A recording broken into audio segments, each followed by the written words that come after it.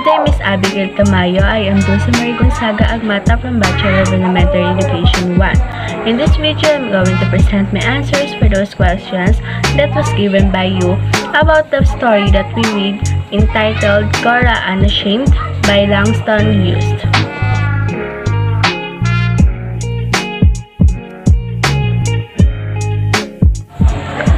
Cora Unashamed is set in the Melton in the 1930s. Cora Jenkins, the primary character, was a member of Melton's only black family and worked as a maid for the study vans. She not only looked after the study vans, but she also looked after her own family. She got very close to the study van's youngest daughter, Jessie, after working for them for so long.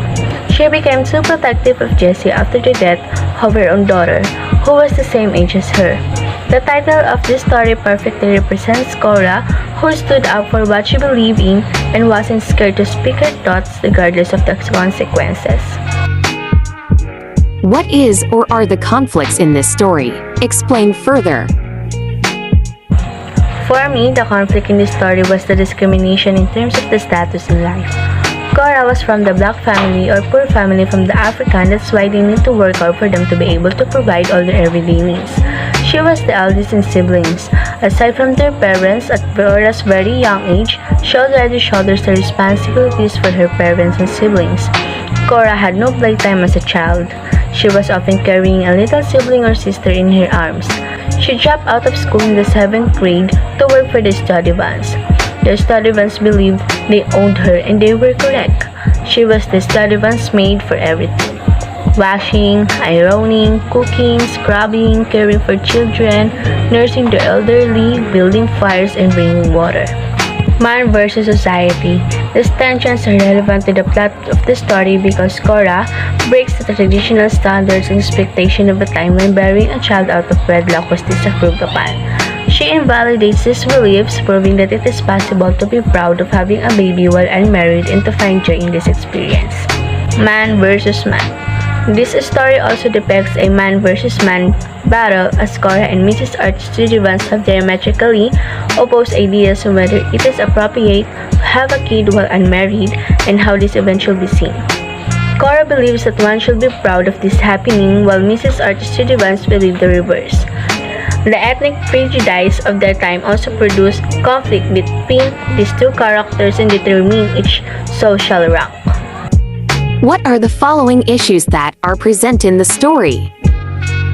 Cora Unashamed by Langston Hughes combines abortion, young love, racism, and death into a single narrative. Jessie was very close to Cora than her own mother, that's why when she fell in love at a very young age and she was already going to have a baby, she first told it to Cora because she was scared if Mrs. Studevans will know about it. Cora was so happy for what Jessie tells on her, and she thinks that Mrs. Studevans might also be happy like what she felt, so she told it to Mrs. Studevans. But Cora's thinking was wrong. Mrs. Studevans gets mad especially when she knows the status in life of her daughter's boyfriend, Willie Matsalos, a Greek boy whose folks ran their ice cream stand on Maine. Her mother was usually a little embarrassed by foolish Jessie. Because Mrs. Art was the civic and social head of the town, Miss Art's ambitions did not involve the likes of Sons of Greek, ice cream producers in Milton. She was 3 years president of the Women's Club and one of her church pillars. Mary, the elder, an educator, will continue in her footsteps with dignity. Except for Cora, everyone criticized her. Mrs. Studevans bring Jessie in Kansas City saying it was for a Easter shopping without knowing her plan for Jessie and her baby that will going to abort. After 10 days, Mrs. Art and her daughter came. Jessie, on the other hand, was thinner and paler than she'd ever been a part of her life. Mrs. Studevans says that she has a digestion attack. When Cora visits Jessie in her room, and Jessie tells honestly that her baby is gone. A week has gone. They attempted to force Jessie to eat at a time, but the meal refused to stay in her stomach. Her eyes turned yellow, her tongue turned white, and her heart began to race. They summoned an old Dr. Brown, but Jessie died within a month. Cora knows and felt what Jessie feels. At the first part of the story, Cora also falls in love at a very young age and married, and they have a baby named Josephine who was same at the age of Jesse. Joe, the white boy, always smelled like horses. He was a foreigner of some sort, spoke with an accent as well as yellow hair, large hands, and gray eyes. Jesse and Cora has the same perspective in terms of love and relationship. Whatever are the status of their partners, same or different lifestyle, as long as that they love, they will fight for it. But suddenly Josephine got sick and died. That's why Cora sees, treats, and loves Jessie like her own daughter. Cite your takeaways about the story.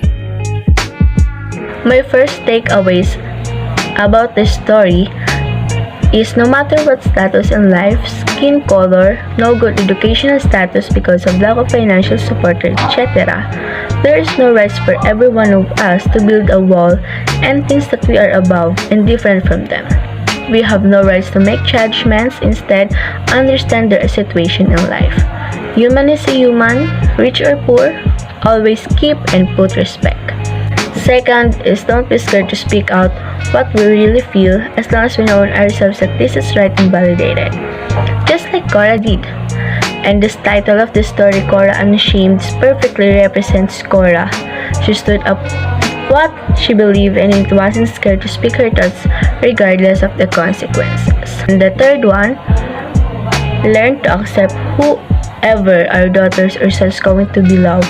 Just be their guidance, but don't stop them as long as they take care and helping each other to grow together and to have a better life. What have you learned in the story? Cora, as we can see in the novel, was treated as a salvage due to her skin tone. Everyone, including her parents, take advantage of her. Cora was becoming unsatisfied with her life, yet she discovered enormous satisfaction at that point. People did not want to see Cora happy, but she was battling for herself right now. She discovers that she too has deep feelings and desire to love someone. It's not her fault that she was born into a Negro household. She does, however, now have the absolute right to live her life happily and freely, free of any restraints and limitations. In reality, this is not our fault if we are born poor. Our responsibility as a human is to dream big and plans to achieve our goals no matter what happens and how many consequences we will through towards our journey in achieving the dreams. At first try, there was a chances that we may fail, but without failure, we didn't have learnings and motivations to continue fighting. Failure is part of our life, but it shows into our successes.